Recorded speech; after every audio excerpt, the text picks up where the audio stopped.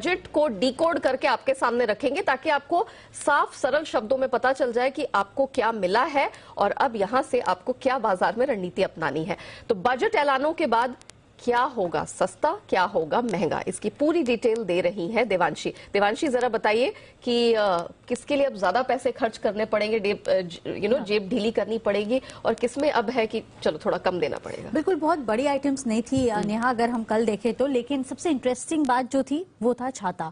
20% तक custom duty, और सिर्फ छाते पे नहीं, उनके जो पार्ट्स हैं वो भी महंगे होते हुए दिखे हैं। तो अगला जो रेनी सीजन होगा वो हम सबके लिए थोड़ा सा महंगा हो सकता है और छाते के लिए ज्यादा पैसे देने पड़ेंगे। इसके साथ ही आप देखिए जो कैपिटल गुड्स थे उस पर जो कस्टम ड्यूटी वो करीब 7.5% लगाई गई है। और आप देखिए पहले कंसेशनल रेट्स दिए जाते थे उनको बढ़ावा देने के लिए, लेकिन अब नॉमिनल ड्यूटी लगाई जाएगी और कंसेशनल रेट्स कम होते हुए दिख रहे हैं, तो ये थोड़े से महंगे होते हुए दिख रहे हैं। इसके साथ ही आप देखिए जो अनब्लेंडेड फ्यूल है उस पर भी 2 रुपए प्रति लीटर का अब ड्यूटी लगाई जाएगी। एक्साइज ड्यूटी भी है, तो इस पर नजर रखें। इसके साथ ही जो ईयरफोन्स हैं, लाउड स्पीकर्स हैं, उन पर जो इनपुट ड्यूटी है वो 15% से बढ़ाकर 20% कर दी गई है। और जो खाद्य तेल है, लेकिन वो माइक्रोबियल जो फैट्स होते हैं जो बहुत ही छोटे अमाउंट में काम आते हैं, उन पे कस्टम ड्यूटी लगाई है, तो वो भी महंगे होते हुए दिखेंगे। इसके साथ ही इमिटेशन ज्वेलरीज जो होती हैं वो थोड़ी सी महंगी होती हुई दिख रही है क्योंकि वहां पे कस्टम ड्यूटी लगी है, लेकिन इन सबसे बहुत ज्यादा जो स्टॉक्स हैं उस पर इम्पैक्ट आता हुआ नहीं दिख रहा है। सस्ता होता हुआ क्या दिख रहा है, तो आप देखिए जो पॉलिश डायमंड्स होते हैं, कट एंड पॉलिश डायमंड्स, उस पर जो कस्टम ड्यूटी है वो 7.5% से घटाकर 5% कर दी है। ATF पर ड्यूटी 10% से घटाकर 5% कर दी है। पेट्रोल, हाई स्पीड डीजल, इस पर भी ड्यूटी कम की गई है। और साथ ही आप देखिए यहाँ पे जो कैमरा के लेंसेज होते हैं उनके जो कई सारे पार्ट्स हैं वो सस्ते होते हुए दिखे हैं। मोबाइल फोन्स में जो काम आते हैं जो कैमरा है उस पे कस्टम ड्यूटी कम की गई है डोमेस्टिक मैन्युफैक्चरिंग बढ़ाने के लिए, और वो अब 5% कर दी है। और स्टील स्क्रैप पर जो कस्टम ड्यूटी है उसको 1 साल तक बढ़ा दी गई है। और जो पेट के फूड्स होते हैं यानी कि कैट्स, डॉग्स, उनके लिए जो खाना होता है उस पर जो ड्यूटी है, इम्पोर्ट ड्यूटी, वो भी कम कर दी गई है, तो उसमें फायदा मिलता हुआ दिखेगा।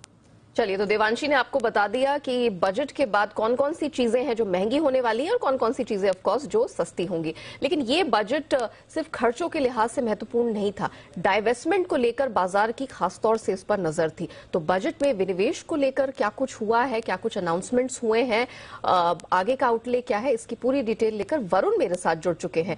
वरुण, जरा बताइए, क्योंकि विनिवेश बहुत समय से चर्चा में था कि सब देखना चाह रहे थे कि वित्त मंत्री जी क्या ऐलान करेंगी, क्या कुछ हुआ है, जरा बताइए। ये सबसे बड़ा सस्पेंस था करके, नंबर नहीं आया तो भी सस्पेंस था, नंबर आने के बाद सस्पेंस और बढ़ गया। ये नंबर कैसे आया, Exactly. ये सबसे बड़ा प्रॉब्लम था। 1,75,000 करोड़ के आसपास माना गया था कि विनिवेश इस साल होगा, लेकिन हुआ सिर्फ 12,000 करोड़ के आसपास का। और सबसे बड़ी बात यह है कि जो रिवाइज एस्टीमेट निकल के आया है इस साल का वो करीब 78,000 के आसपास का है, 78,000 करोड़ का। और अगले साल तो इससे भी कम है, करीब 65,000 करोड़ के आसपास का। अब कुछ लोग इसको मान के चल रहे हैं कि बहुत रियलिस्टिक है, क्योंकि सरकार को भी पता है कि हम इतना विनिवेश नहीं कर पाएंगे, इसके लिए शायद ये आंकड़ा लोग अच्छा समझ रहे हैं। लेकिन ये 1,75,000 करोड़ कहां से आया था ना, ये आपको समझना होगा। सबसे पहले कहा गया था कि एयर इंडिया का विनिवेश होगा, वो हो चुका है, सरकार को 2700 करोड़ के आसपास मिले। इसके अलावा काफी सारे OFS में सरकार ने हिस्सा बेचा, तो उसके चलते 12,000 करोड़ तो इस साल मिल चुके हैं। तो इसके लिए लोग मान के चल रहे कि LIC का जो बोल रहे थे कि 70,000 करोड़ से 1 लाख करोड़ के आसपास का होगा, वो शायद थोड़ा ट्रिम डाउन हो। और क्योंकि सरकार कह रही है कि इसी साल LIC का IPO आएगा, अगर ऐसा होता है तो हो सकता है कि LIC का IPO शायद 60-65,000 करोड़ के आसपास का ही रहे। लेकिन देखना होगा कि कैसा होता है। लेकिन ये सबसे बड़ा फिगर था जो कि पूरे विनिवेश के ओवरऑल फिगर में मायने रखता था।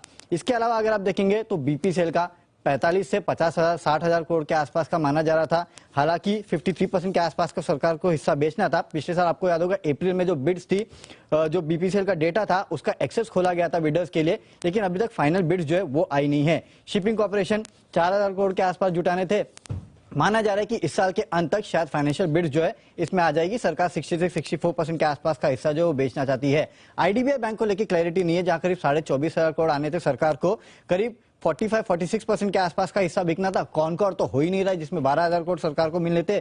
BML यहाँ से करीब 1,000 करोड़ मिलने थे, पवन हंस और साथ ही साथ कुछ PSU बैंक्स और एक जनरल इंश्योरेंस कंपनी में भी सरकार को हिस्सा बेचना था।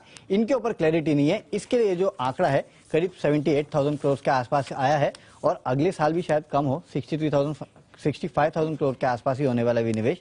तो शायद जो नंबर है वो थोड़ा छोटा है, लेकिन लोग मान के चले कि शायद थोड़ा रियलिस्टिक है। ओके, चलिए, तो हम ये लगातार हमारे दर्शकों के लिए डिकोड करने की कोशिश कर रहे हैं कि क्या कुछ आया है और जो कुछ ऐलान हुए हैं उनको आपको कैसे समझ के चलना है।